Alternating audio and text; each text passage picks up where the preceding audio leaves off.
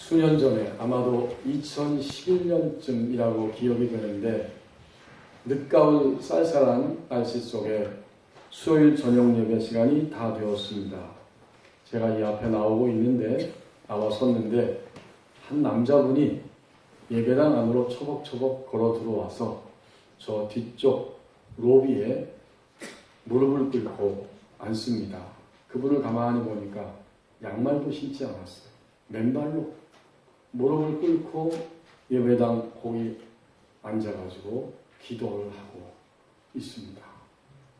그 상태로 진지하게 수요 예배를 다 마친 후에 부목사님을 통해서 제가 한 설교에 대해서 물어볼 게 있다고 면담을 요청했지만 제가 시간이 없기 때문에 면담을 거절했습니다. 만나지 못했습니다. 나중에 부목사님을 통해서 무슨 일인가 들어봤더니 제 설교를 듣고 도저히 이해가 안 돼서 따지듯이 항의를 했다는 겁니다. 아니, 솔로몬의 성전은 그냥 성전이지 건물이지 그 성전이 어떻게 하나님을 믿는 우리 백성들이냐 라고 그렇게 따졌다는 거예요. 구약시대의 솔로몬 이야기하고 솔로몬 성전 이야기하면서 그 성전이 어떻게 신약시대 예수를 믿는 우리들이냐 이렇게 물어봤다는 겁니다. 우리 목사님도 그걸 아시고 알고 있습니다. 그런데 예수님을 믿을 때 이제 하나님은 우리 안에 들어오셔서 임재하기 때문에 우리 그리스도인의 영적 신분은 바로 성전입니다. 아멘. 그런 의미라고 설명을 해주었다는 겁니다. 그분의 그 이야기는 무엇입니까? 이것은 하나의 틀입니다. 하나님을 믿으면서 누구나 다 신앙의 틀을 가지고 있습니다. 오늘 우리에게 주신 1절 말씀을 보십시오. 거기에 틀이 나옵니다. 신앙의 틀이 등장합니다. 유대에 있는 사도들과 형제들이, 이것은 유대인의 틀입니다.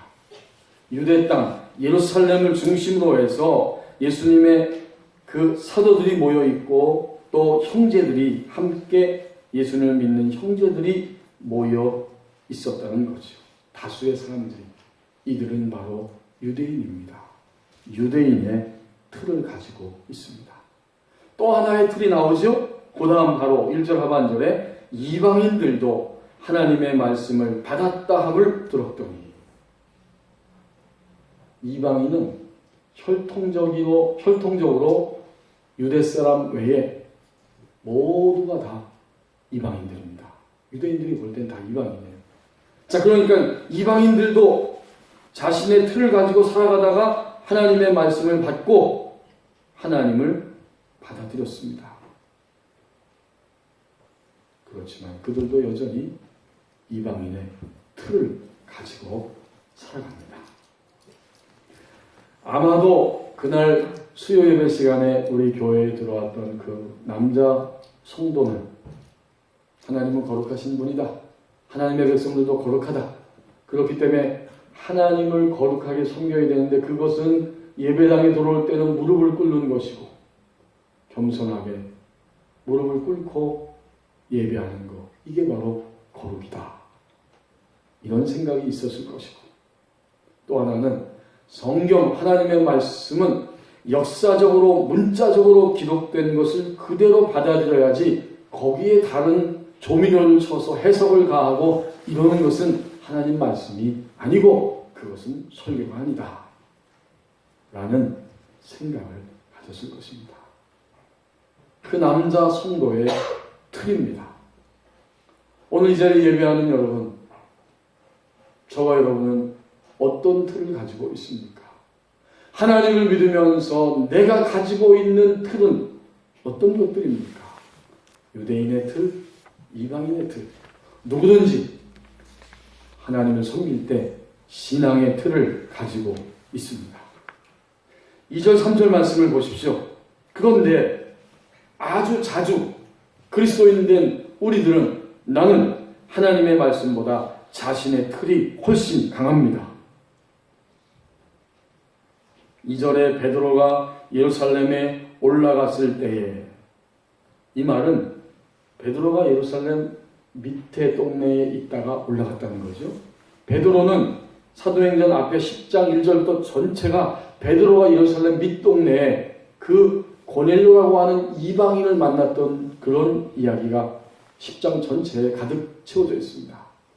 베드로는 이방인이었던 고넬료와 그 가족들을 만나고 이제 윗지방에 있는 그 예루살렘을 향해 올라갔습니다. 그랬더니 그 중심부에 있는 사도들과 여러 유대인 형제들이 베드로에게 어떻게 했어요? 2절 하반절 3절에 보면 그들이 할례자들이, 유대인들이 비난합니다. 내가 무할례자의 집에, 할례도 받지 않은 자의 집에, 이방인의 집에 들어갔고 거기서 함께 밥을 먹었다, 식사했다, 이렇게 비난합니다. 구약성경에 보면 유대인들은 많은 정결 예법을 가지고 있습니다. 신명기 그 7장 3절 4절 말씀에 보면 유대인들은 결코 이방인과 결혼할 수 없습니다. 유대의 역사가였던 요세푸스는 유대인들의 그 생활 모습을 이렇게 기록해 놓은 것을 우리에게 보여주고 있습니다. 유대인은 이방인과 같이 있는 것, 길에서 서로 사귀는 것, 이방인과 더불어 회식하는 것, 또 이방인의 지역으로 여행을 하는 것이 금지되어 있고, 엄격한 유대인은 이방에서 수입한 떡, 그 맛있는 떡, 그리고 기름과 우유, 이런 식료품도 먹지 않았다. 그게 유대인이었다는 거예요. 자기들 민족, 자기들. 그들은 하나님과 언약관계에 있는 하나님의 백성이라고 하는 표시를 몸에다 하는데, 모든 남자아이들은 난지 8일 만에 오늘날 포경수술에 해당하는 할례를 몸에 행하고 그것으로 나는 하나님과 언약관계를 맺은 하나님의 백성이다, 이렇게 확증을 합니다. 자, 그러니까 오늘 3절에서 무할례자의 집에 들어가 내가 함께 먹었다, 이렇게 지금 동료 유대인들이 베드로를 향해서, 유대인 베드로를 향해서 비난하는 겁니다. 유대인들이 유대인의 틀을 가지고 베드로를 향해서 이렇게 비난하고 있습니다. 혈통, 인종, 지식, 경험, 또 집단적인 습관으로 표현되는 문화, 이런 것들에 의해서 우리의 틀이 형성됩니다. 그러나 그 틀은 사실은 서로 다르기도 하고, 다르다고 하는 것은 별 문제가 되지 않아요. 국제회의에서 서양인과 인도인이 만났습니다. 회의가 다 마친 다음에 호텔에서 같이 식사를 하는데, 역시 인도 사람들이 손으로 밥을 먹고 있습니다. 그 모습을 보면서 이 서양인이 어떻게 더러운 손으로 당신들은 이렇게 계속해서 밥을 먹고 있느냐라고 조롱하는 말투로 그것을 비난했어요. 그 말을 들은 인도인이 당신들은 문명인이고 서양인 문명이라고 말하면서 호텔에서 식사를 하고 이러한 포크나 나이프, 수저, 이것을 사용하지만 이 포크, 나이프와 수저는 이미 수많은 사람들의 입에 들어갔다 나온 것이다. 어느 것이 더 위생적이냐? 이렇게 물어봤다는 거예요. 그 말을 들은 서양인들은 더 이상 아무 말도 하지 못했다고 합니다. 문화에 의해서, 집단 습관에 의해서 틀이 형성되고, 이런 것들은 사람마다 다를 수 있고 차이가 분명히 납니다. 차이를 가져오지만 이것은 별 문제가 되지 않아요. 그러나 신앙의 틀은 하나님의 구원의 역사를 가로막는 것이 될 수 있습니다. 지금 베드로를 비방하는 예루살렘에 있는 이 유대인들의 모습을 보십시오. 그들은 하나님의 구원의 역사를 자신들의 틀로 인해서, 자신들의 틀이 훨씬 강하기 때문에 하나님의 구원의 역사를 결코 받아들이고 인정하지 않습니다. 기쁜 소식이 들려졌어요. 그러나 하나도 기뻐하지 않습니다. 여러분 1절을 다시 보십시오. 유대에 있는 사도들과 형제들이 이방인들도 하나님의 말씀을 받았다 함을 들었더니, 이방인들도 하나님의 말씀을 듣고 하나님 백성 되고 하나님을 영접하고 하나님의 구원의 역사 안으로 들어왔다라는 소식을 들으면 얼마나 기뻐할 만한 소식입니까? 그런데 반대로 이 사람들은 오히려 전혀 기뻐하지 않습니다. 하나님이 유일하게 지상에서 선택한 민족은 우리들 뿐이고 우리들만의 하나님이다. 하나님이 온 세계의 하나님 되시고 모든 사람들을 구원으로 이끌어 가시는 하나님이라는 것을 중심으로부터 그들은 결코 받아들이지 않습니다. 하나님은 베드로를 이방 사람 고넬료의 집에 가게 하셨을 때 사실은 유대인인 베드로조차도 지금 예루살렘에 있는 이 사람들과 똑같은 틀을 가지고 있었습니다. 하나님에게 등이 떠밀려서 그 집에, 이방인 집에 갔을 때에도 여전히 베드로는 유대인의 틀을 가지고 있었어요.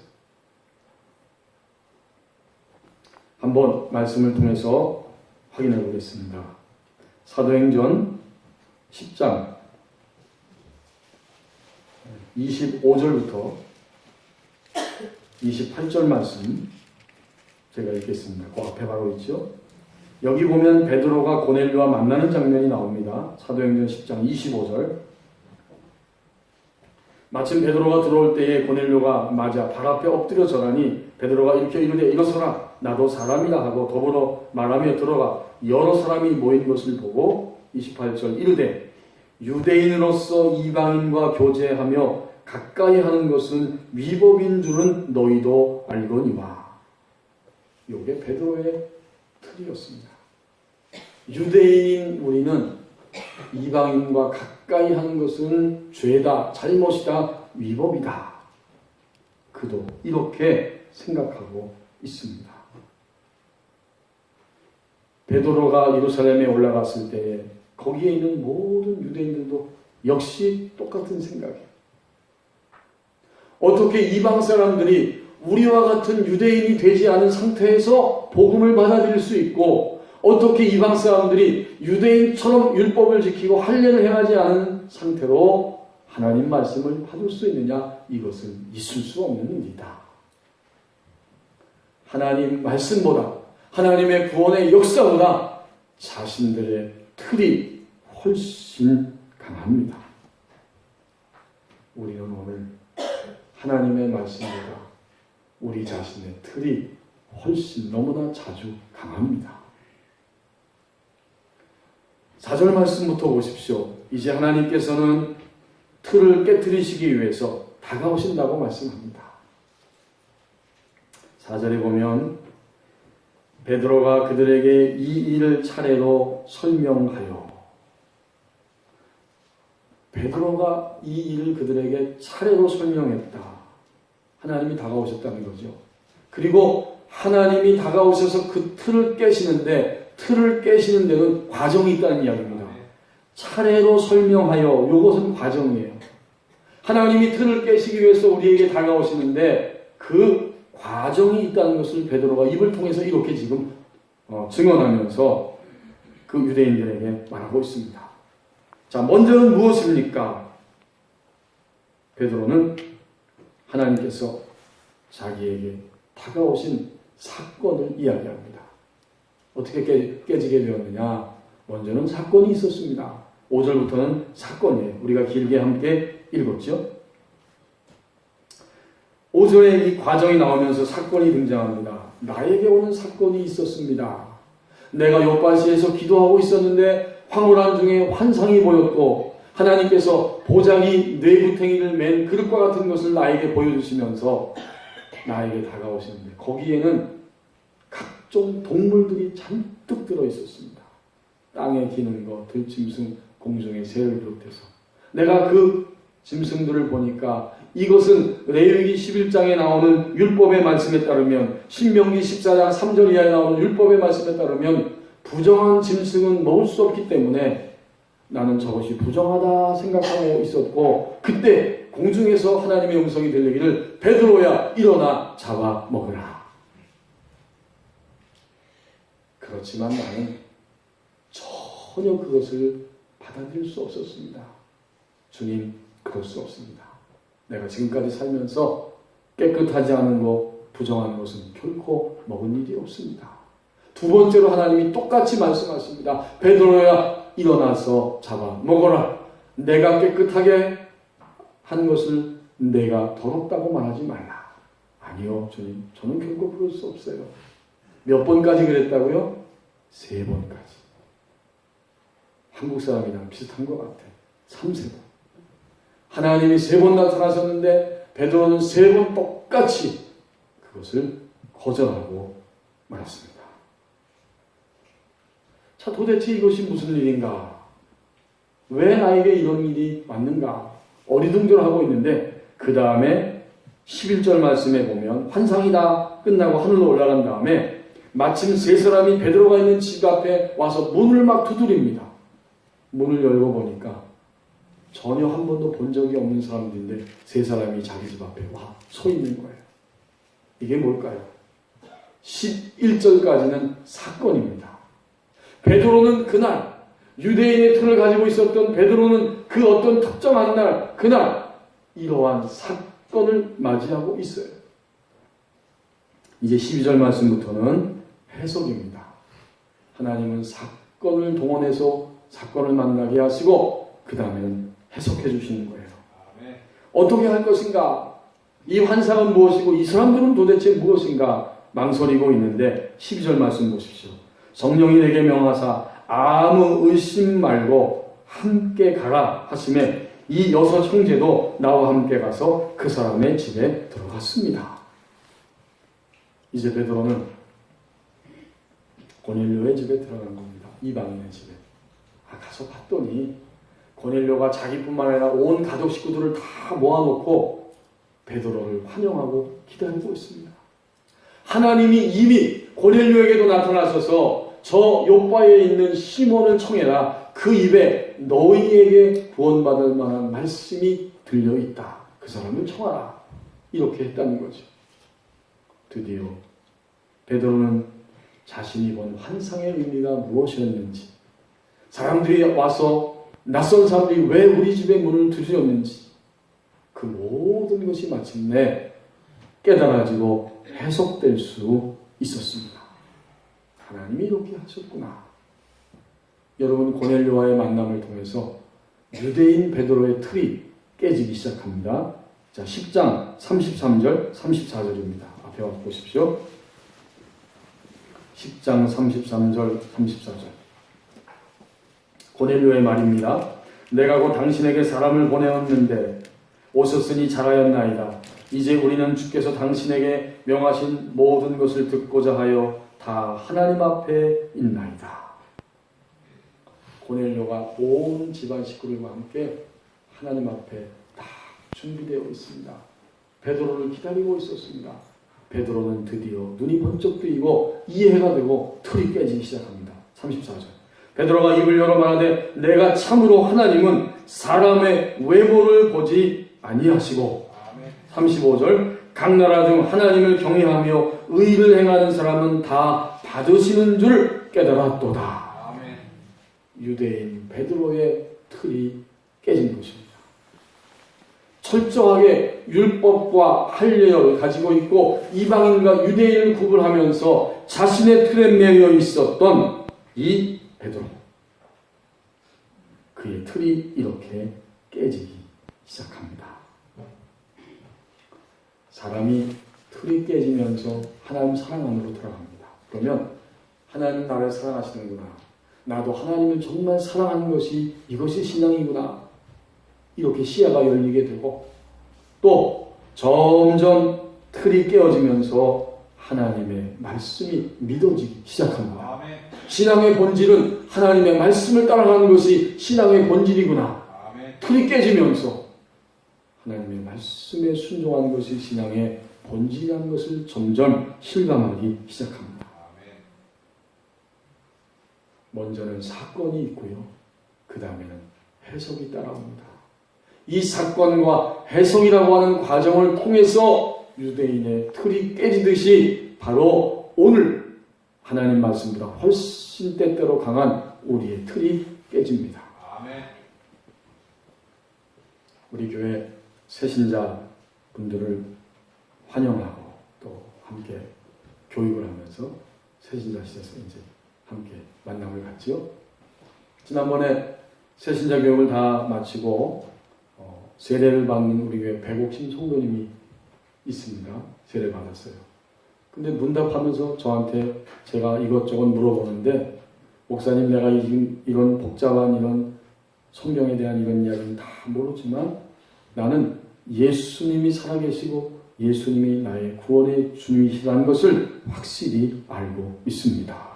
그렇게 이야기하면서 새신자 그 모임에서 이미 간증했지만 목사님한테 다시 한번 간증하겠노라 해서 해보시라고 했어요. 우리 최웅산 오경혜 집사님 운영하는 식당에서 일하시는 그 성도님이신데 그냥 몇 년 전부터 교회 왔어요. 우리 두 집사님 인도를 따라서. 그리고 자신은 교회 오면서 그냥 하나님도 계시고 예수님도 계시는 분이다, 막연히 이렇게 계실 거라 생각하고 교회 다니는 겁니다.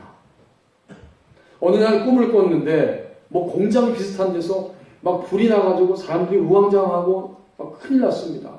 불이 점점 활활 타오르고, 야, 이러다가 우리가 정말 이거 죽는 거 아닌가, 내가 죽는 거 아닌가, 큰일 났다 싶어가지고 막 우왕좌왕하고 두려워하고 있는데 연기가 막 나고, 갑자기 저쪽에서 어떤 남자분 한 분이 저 어두운 구석에서 나오더니 스위치 같은 것을 꽉 내렸습니다.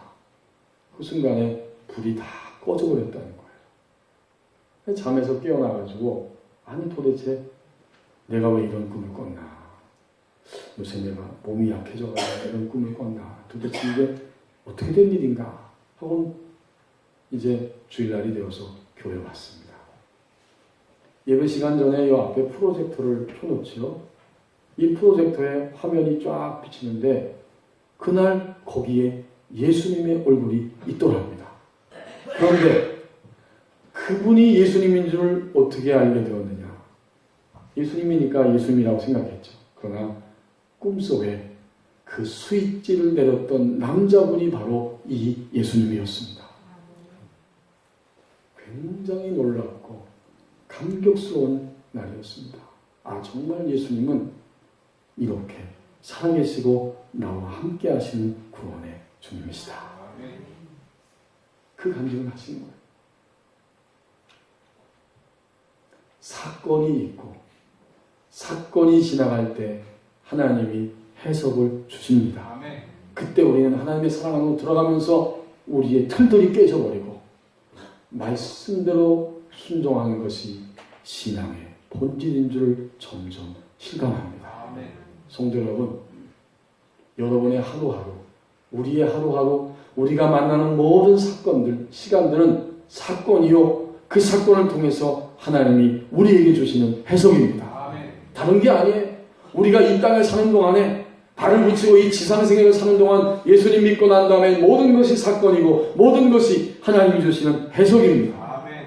그때 우리는 틀이 깨지면서 하나님의 사랑으로 점점 들어가기 시작합니다. 오늘 본문의 말씀에 보는 것처럼 이제 베드로의 이 사건 그리고 그 해석을 통해서 함께 있는 유대인들도 하나님이 하신 역사를 보고 있습니다. 여러분, 하나님은 우리의 틀을 깨시기 위해서 사건과 해석으로 다가오신다고 말씀해 주십니다. 이제 마지막 부분을 보십시다. 17절, 18절 말씀을 보십시오. 깨어짐으로 생명이 흘러나온다고 말씀합니다.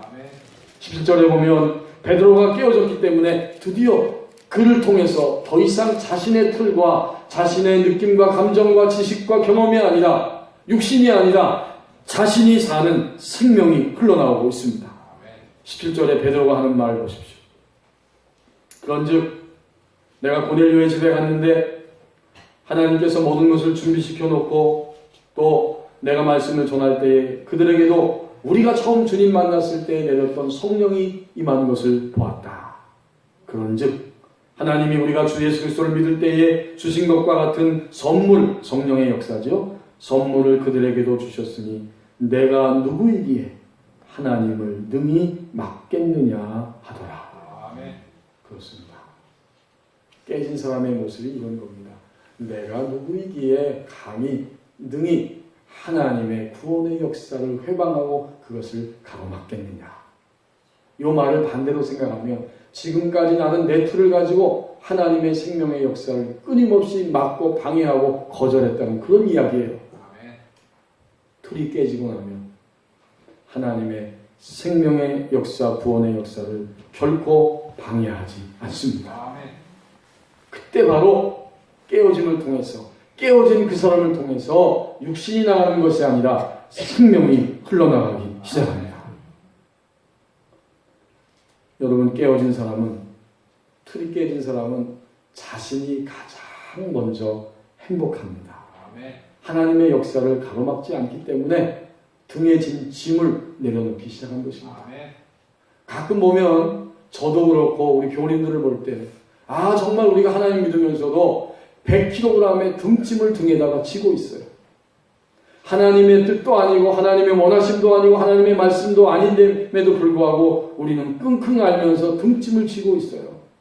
내가 기분 나쁘다고, 내 마음에 안 든다고, 나를 알아주지 않는다고, 두렵고 걱정된다고 왜 짐을 꽉 등에 지고 있습니다. 이게 바로 내 틀이죠. 그 틀이 깨어질 때 드디어 그 안에서 생명이 흘러나오기 때문에 틀이 깨진 사람이 이 세상에서 먼저 가장 행복합니다. 아멘. 하나님이 나가시는 생명이 자기를 통해서 보이기 때문에 제일 행복한 거예요. 아멘. 베드로가 이렇게 깨어짐으로 생명이 흘러가니까 이제는 그 생명을 통해서 주변에 있는 예루살렘 사람들, 그 사도들에게도 생명이 흘러가기 시작합니다. 그들도 생명으로 바뀌는 거예요. 18절 말씀이 그겁니다. 마지막 절. 그런 18절, 그들이 이 말을 듣고 잠잠하여 하나님께 영광을 돌려 이르되, 그러면 하나님께서 이방인에게도 생명 얻는 회개를 주셨도다 하니라. 1절을 보십시오. 1절과 마지막 절이 너무나 대조적입니다. 1절에서 이 유대인들이 하는 말 보십시오. 유대에 있는 사도들과 형제들이 이방인들도 하나님의 말씀을 받았다 함을 들었어요. 처음에 그들의 견고한 틀을 가지고 베드로를 비난하고 힐난합니다. 그러나 오늘 18절에서 보면 그들의 입을 통해서 증거합니다. 그러면 하나님께서 이방인에게도 이제는 생명을 얻는 회개를 주셨도다. 그들도 이 고백을 하는 순간 아주 실감나게 매여있고 묶여있었던 등짝에 짐을 던져버리고 육신에서 생명으로 올라올 수 있었습니다. 깨어지는 것, 깨어질 때마다 틀이 깨어짐으로 생명이 흘러나온다고 말씀합니다. 여러분, 생명은 막연한 게 아니에요. 내가 행복해지는 것이고 하나님 안에서 내가 참으로 짐을 놓고 쉬게 되는 것이고 하나님이 나를 통해서 나가시는 것을 보는 것, 이게 바로 생명입니다. 제가 초등학교 1학년, 2학년 때쯤에는 새벽 기도가 저희 부모님들을 보니까 새벽 4시였습니다. 제가 초등학교 5학년, 6학년 때 기억이 납니다.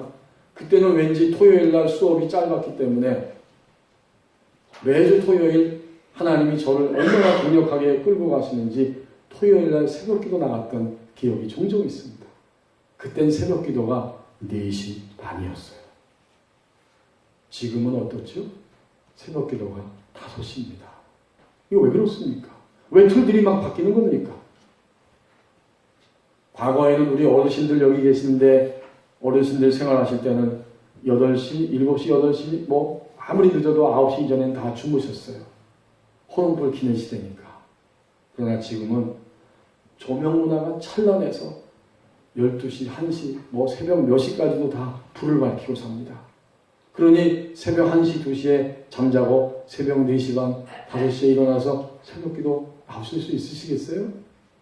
그래서 요새 현대교회는 새벽 기도를 5시 반에 하는 교회도 있고 6시에 하는 교회도 있고 그렇습니다. 기도해야 하는 것은 본질이지만 기도하는 시간은 문화이기 때문에 그렇게 틀들은 깨지고 바꿀 수 있습니다. 더더욱 잘못된 틀은 과감하게 깨지고 바뀌어야 합니다. 하나님을 믿는 생명의 본질은 우리가 언제나 놓치지 않아야 하지만 우리 자신의 틀은 날마다 잘못된 것들은 깨지고 부서져야 합니다. 누구든지 하나님을 믿으면서 신앙의 틀을 가지고 있습니다. 그런데 너무나 자주 하나님의 말씀보다 우리 자신의 틀이 훨씬 더 강합니다. 하나님은 하루하루 사건을 통한 해석을 통해서 우리를 깨트리기 위해 다가오신다고 말씀합니다. 깨어짐으로 우리 안에서 생명이 흘러갑니다. 깨어짐이 생명이라고 말씀해 주십니다. 기도하겠습니다. 하나님 아버지, 유대인의 틀, 때로는 이방인의 틀, 각자의 경험과 배경과 문화를 통해서 여러 가지 틀들이 형성되어 있지만 정말 신앙의 틀은 중요합니다. 하나님의 구원의 역사를 가로막고 있으면서도 자신이 너무나 무거운 등짐을 지고 있으면서도 그 틀 때문에 깨닫지 못하고 살아갈 때도 많습니다. 이제 매일매일 모든 시간과 일들을 통해 우리를 깨트리기 위해서 다가오시는 하나님의 손을 붙잡기를 원합니다. 깨어질 때에 틀이 깨어짐으로 하나님이 나가시는 생명이 흘러나옵니다. 우리 모두가 다 사건과 해석을 통해 깨어짐으로 하나님의 생명을 흘러보내는 진정 행복한 그리스도인들 다 되게 하여 주옵소서.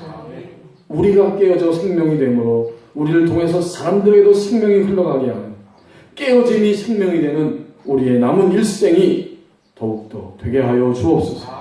예수님의 이름으로 기도하옵나이다. 아멘.